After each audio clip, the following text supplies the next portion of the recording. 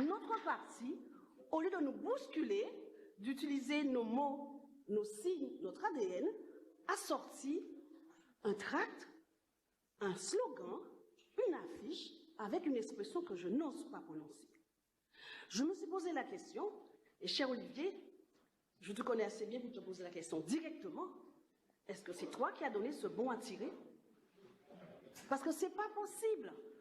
Alors que matin, midi, soir, nous disons à nos enfants d'utiliser le moins possible. Si, je travaille dans une collectivité très pauvre et avant de donner les expressions juridiques, je fais souvent d'abord de décodage. Donc nous disons pas de violence. Et la violence, je dirais verbale, et la violence tout court, c'est l'apanage des faits. Et je me suis interrogée, est-ce que notre parti est si faible?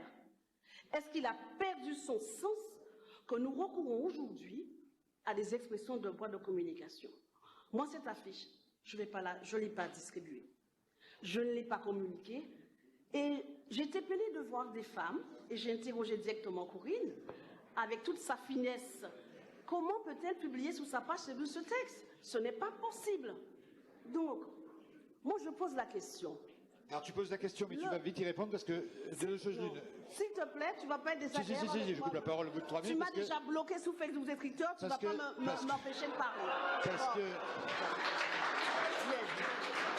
Alors. Bon, ben là. Voilà. Ma question est très simple. J'aimerais savoir quels sont les slogans que nous allons sortir pour que le 24 avril et le 25 au matin, quand je me réveille, je ne vois pas la tête de Marine Le Pen. J'aimerais simplement que notre parti puise dans son laboratoire d'idées des mots, un slogan pour nous demander le 24, pour nous dire le 24 avril, sans honte, sans peur, sans détour, nous votons Macron parce qu'on ne peut pas faire différemment.